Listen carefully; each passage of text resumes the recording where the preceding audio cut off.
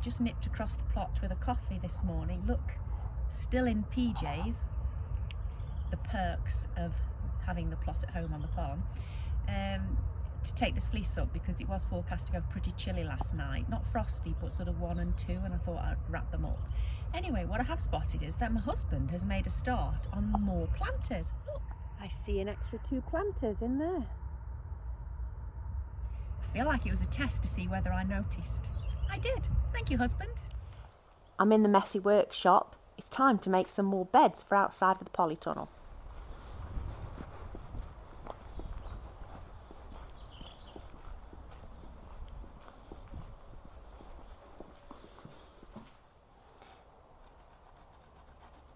That's right.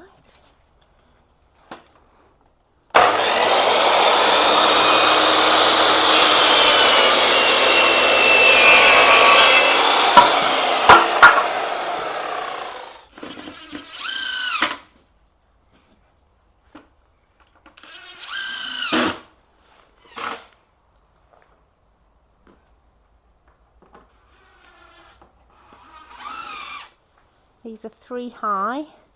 These are going to be my carrot boxes. We're going to make some Enviro mesh lids for them.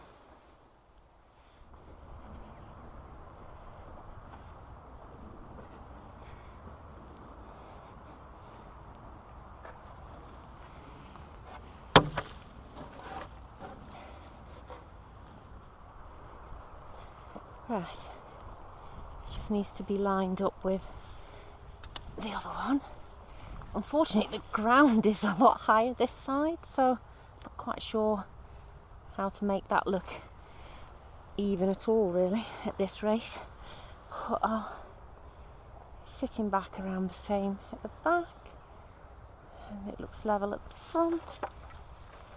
Gives you an idea of how deep the wood chip was when you see how much I've pulled back to get this in. That means I can rake some more down the path that you just saw me walk up, because it's settled nicely there now. We're going to bring some more in over the next couple of weeks. Just hoping it dries up a little bit, because we're making a right mess where we're driving across the paddock, the telehandler. Feels like every time you rake a bit, you've disturbed another area and you need to keep going.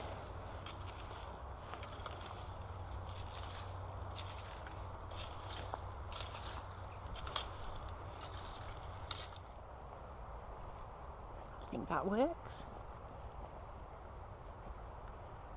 Just going to start with the beds down the side now. So here are the 2 80cm squared tall carrot beds in the middle, and then 2 lower 120 by 80cm beds next to them. For that will probably be for herbs, to be fair. Might even put the odd parsley in there. Parsnip. These will be the flower beds for pollinators. Just give a nice little focal point. Right, let's go get the next bed. Definitely too heavy to carry. I don't always have use of a tractor, you know. Not always. Sometimes I have to do things myself. Right. This will be going around here. Well, I thought more here.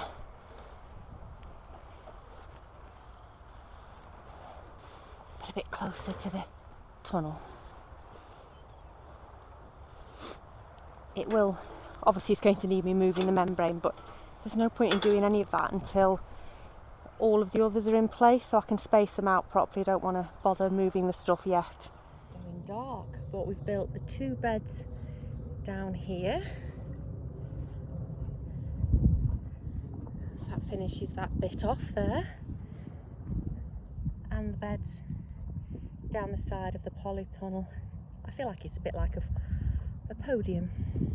So the taller beds for the carrots, we'll build some lids over, Enviro mesh lids.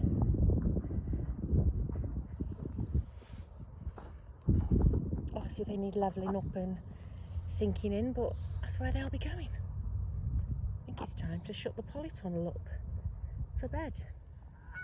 A gaggle of geese. We are now on another day, still dreary and grey. First job of the day today is to start moving this mini polytunnel onto my sister's plot, so I'm going to take the lid off. They are with me today and they don't want to be filmed, so I'm not sure how much of removing this I'll be showing.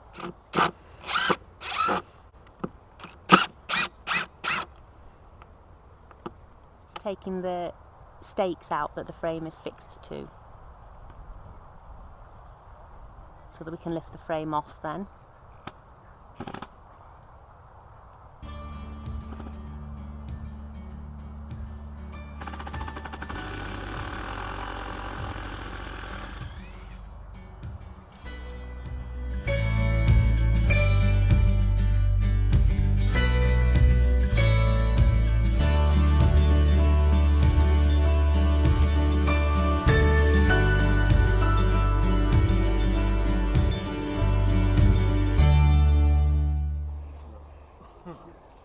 This is the pile of soil that we have left, and I'm going to just see what the grass looks like underneath there.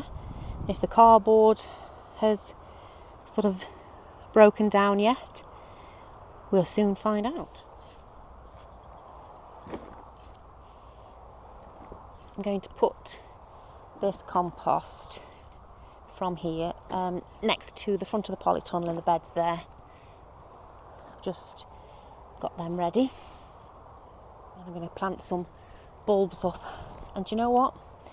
If you've been watching other videos, you'll know I embarrassingly have some chrysanthemums still in seed trays in the polytunnel. So I might save those chrysanthemums from their fate and plant them outside the front of the polytunnel.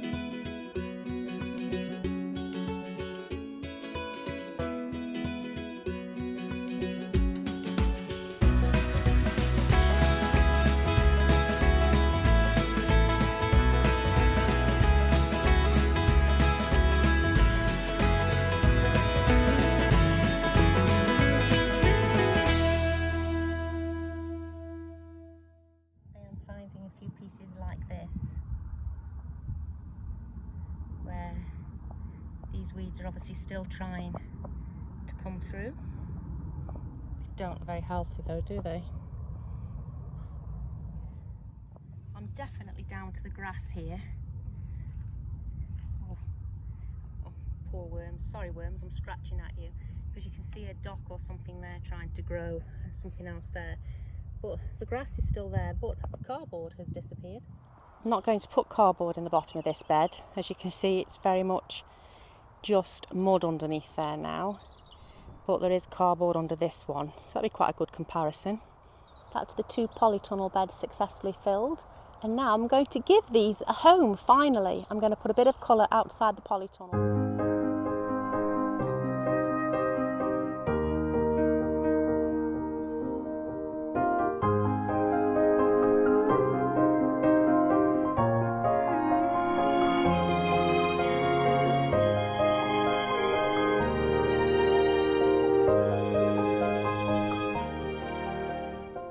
Quite pretty, don't know how well they'll do.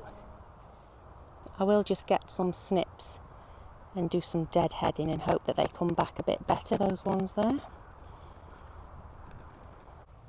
They look tidier and I can see some new buds coming on them. I'll just give them a gentle water because I had actually just watered them in the polytunnel. Yeah, to put any soil in here because I don't have any, so these are one of these is going to be an asparagus bed, brassica bed. I have the mesh dome cage outside the greenhouse that I'm going to attach to the fruit cage here. Just going to put some flowers in the back there. Plan so far is for these to be a pumpkin bed and squash, and then I have 2 new planters of these which I'm going to put some bulbs in, and then probably straw flowers over summer because I just absolutely love them. So I've got 2 of those new. Obviously You know, I've got the 2 new beds outside the front of the polytunnel, so I'm liking them. This does look like quite a big space. I may put a bench against the fence here, but I want to leave this space here because this space behind me is just absolutely perfect for my husband to drop a bag of compost or something over the fence from the telehandler. So I want to keep that free to be able to have supplies dropped in for me. And these are the herb beds, 2 herb beds on the end, and then the 2 carrot beds.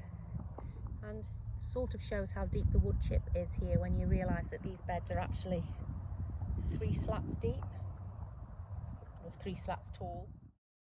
Here is the mini polytunnel in its final place for my sister on her plot. And then she has this 1.20 metre squared carrot bed that we've put in here. Again, it's just that deep in the hardcore. It is 3 deep, which is just about 50 centimetres.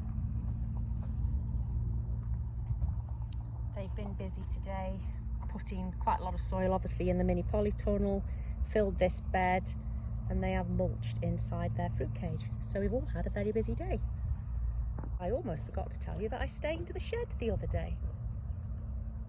I used the stuff that we used on the garden room that we have. As a farmer's wife, I actually do have easy access to creosote, so I could have used that, but I wanted to use this timber shield, which is what we used on the garden room. We didn't want the smell of creosote in our actual garden room. But this is absolutely brilliant stuff. We did the garden room over 12 months ago now. We've had no deterioration in colour. It's not weathered at all, and it's still incredibly waterproof. In fact, I'll just tip some water down the front of this shed just to show you how waterproof this stuff is. It's absolutely brilliant stuff. Really recommend it. It looks cute, doesn't it? Right. I don't know how well it shows the water beading and running off. Obviously that isn't rough treated. This is rough sawn. So I'll show you it does the same here. Beading on it and not soaking in. It's really reassuring to know that the shed is now a bit watertight. Obviously they are tannalised, but having it properly waterproof will really help with its longevity. My top tip for staining wood is I use a rag. I don't try and use a brush because it's so thin, the stuff is, it goes everywhere. So gloves on, rag, it was done within 40 minutes. And that's the remnants now of that mini polytunnel. Be interesting to see if the grass tries to come back to life. We shall see. What I do like though is obviously if you change your mind about having a vegetable patch or whatever on your garden, as we have with this one, there's not really any real construction that's gone on. A bit of grass seed, and then obviously the grass needs cutting, the edging around, but the ground is still level where it was. So just a bit of grass seed down in spring and it should almost look like it was never there. I did my video the other day, I was absolutely convinced that these had been in for 5 months, and then when I looked back on videos of when we put this bed in, it actually only went in the beginning of August, so it's only just coming up to 3 months.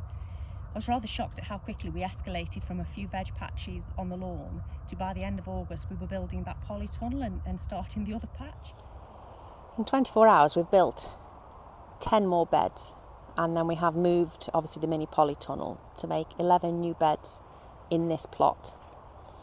The space that we've got now, I like having that bit of space. Steve from the Seaside Kitchen and Kitchen Garden and Allotment, or Seaside Allotment and Kitchen Garden, I don't know which way around that is, I'll have to look. Anyway, Steve was talking today in one of his videos about cutting yourself some slack, whether that means in having a bit more money than you need, more time than you need, and more space than you need. And he'd cleared an area in his allotment that he was going to plant some trees in, and has now decided that he quite likes having that bit of space. And I do feel the same. I mean, this is going to feel so much more cluttered. The space that it seems that I have now will not look anywhere near as big, obviously, when all these beds are full next year. But I think, she says, I think we may actually be finished with the beds. I'm pretty certain. Maybe I'm not. I've just thought I might have a couple of little flower beds out the back of the polytunnel, but you know, on the whole, I'm done and I'm happy. I'll end this episode here and I'll catch you in the next video. Thanks for watching. Bye.